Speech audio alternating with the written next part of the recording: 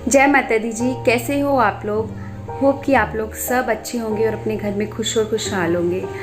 तो आज का जो व्लॉग था वो था माँ सुकराला देवी का व्लॉग, जिसमें हम माँ के दर्शन करने वाले थे। पर कल शाम को जब 5 बजे, मतलब आज है शनिवार, शुक्रवार गया, कल जो शुक्रवार गया, आई थिंक कल 9 तारीख थी। जी हाँ, 9 जुलाई, ठीक है जी। जो अमरनाथ पे घटना घटित हुई उसके लिए मुझे बहुत बहुत बहुत बहुत दुखी हृदय से आप लोगों को मतलब मैं सूचित तो नहीं कह सकती यहाँ पर, क्योंकि आप लोगों को पता ही होगा। बस मैं आपके साथ अपने दिल का जो दुख है वो साझा करना चाहती हूँ। वो कैसे? वो कुछ इस तरह से कि आप लोगों को जानकर हैरानी होगी, और कुछ ऊपर वाले की कृपा और बड़ों का आशीर्वाद है। और इसके अलावा माता रानी की माँ की कृपा, भोलेनाथ का आशीर्वाद है कि मैं और मेरा परिवार, मेरे अन्य रिश्तेदार भी इस प्राकृतिक आपदा की चपेट में आने से बाल बाल बचे हैं। वो कैसे?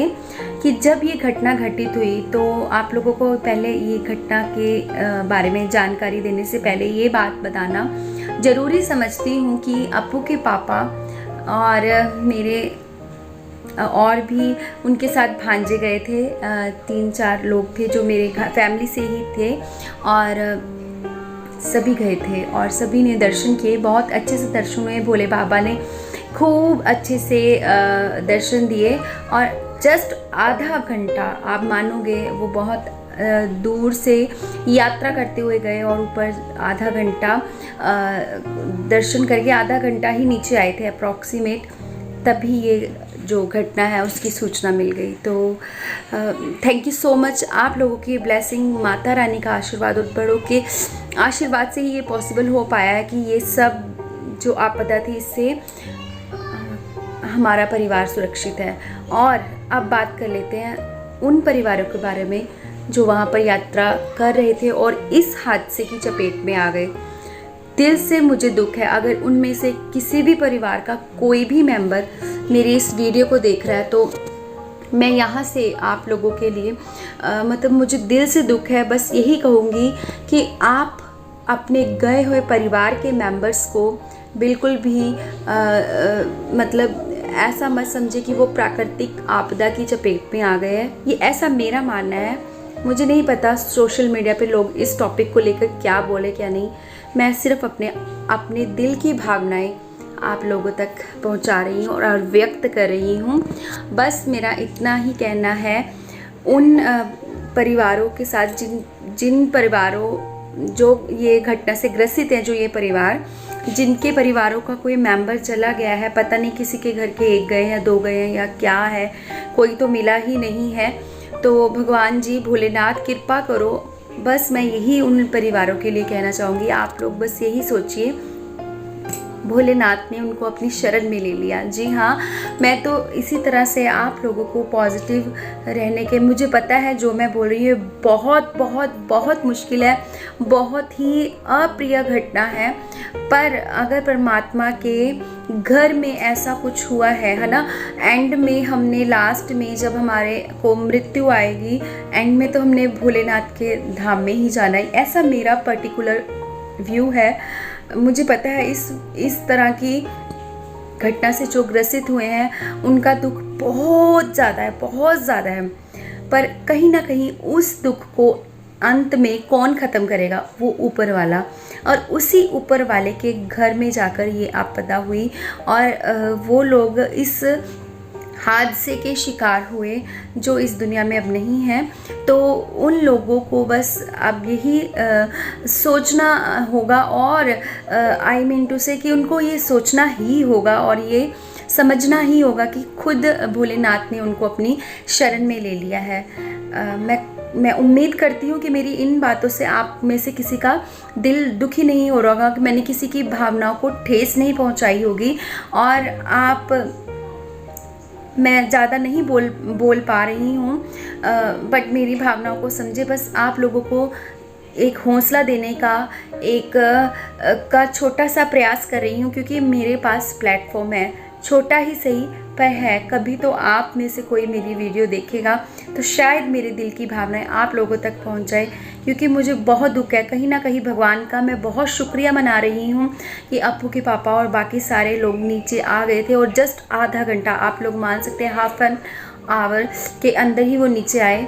उसके बाद ये घटना ग्रसित हुई, तब भी आई वाज शॉक्ड। मेरे पूरे हाथ पैर कांप रहे थे और मैं बहुत ज़्यादा टेंस्ड हो गई। अभी तक मुझे वो बिल्कुल भी समझ नहीं आ रहा कि मुझे नेक्स्ट टाइम क्या डिसीज़न लेना चाहिए इनके लिए, अप्पू के पापा के लिए, क्योंकि वो हर बार जाते हैं। अपने हस्बैंड की बात कर रही हूँ इधर मैं, जो लोग ये वीडियो फर्स्ट टाइम मेरा देख रहे हैं, तो प्लीज़ आप लोगों से मेरा हाथ जोड़कर निवेदन है, फ़ोन पकड़ा एक हाथ में, हाथ जोड़कर निवेदन कर रही हूँ कि जो लोग इस घटना से ग्रसित हुए हैं या जो जख्मी हुए हैं वो बिल्कुल भी डीमोटिवेट मत होना, बिल्कुल भी दुखी मत होना जी। उस परमात्मा ने जो चाहा होगा वही। हम लोग सिर्फ रोने, बिलखने, खुशी मनाने के अलावा कुछ नहीं कर सकते। जिसने ये सच जान लिया कि उस परमात्मा की शरण में जाने के बाद जो होता है ना, उसमें कुछ ना कुछ रहस्य होता है, कुछ ना कुछ गहराई होती है, वो कदापि दुखी होते हुए भी अपने आप को कवर कर जाएगा। तो आप लोगों को कवर होना पड़ेगा। अपने दिवंगत जो आपके घर के मेंबर्स जिनके घर के गए हैं उनके बारे में बात कर रही हूँ, उनके लिए, और बाकी जो लोग हैं उनसे भी ये रिक्वेस्ट है मेरी, प्रार्थना है मेरी, प्लीज़ 10 मिनट का मौन व्रत रख कर शांति पाठ अपने अपने घर में करें। और मैं भी करूँगी, मैं कोशिश करूँगी। मेरे बच्चे छोटे हैं, पर अगर मैं आप लोगों को कह रही हूँ तो मैं भी कोशिश करूँगी ताकि उन आत्माओं को परमात्मा भोलेनाथ अपनी शरण में लें और सब अपने अपने घर में अच्छे से कवर कर पाए, इस हादसे से निकल पाए और भगवान उनके घर में फिर से खुशियों का दौर चलाए, क्योंकि ये तो जीवन मृत्यु अटल सत्य है। हर किसी के घर में होना है, होता ही रहता है। तो इससे निकलने का उनको स्ट्रॉन्ग अंदर से पावर आए, अंदर से उनको डिसीज़न आए कि हमने इस घटना से कैसे निकलना है। ज़्यादा बोलना नहीं जानती, जितना जानती थी अपने विचार आशा करती हूँ कि आप लोगों को क्लियर कर पाई हूँ। और बस यही बोलूँगी अपनी यूट्यूब फैमिली से, उन सभी लोगों के लिए प्रार्थना करें, भोलेनाथ उनको खूब अच्छे से स्ट्रॉन्ग बना दें और उनको ज़िंदगी आगे कैसे गुजारनी है उसके लिए खूब सारा खूब सारा वो दे, ताकत दे और खूब सारा, आप समझ आइए, खूब सारा स्ट्रॉन्ग हो जाए वो अंदर से। यही कहना चाहती हूँ, ज़्यादा नहीं बोल पाऊँगी।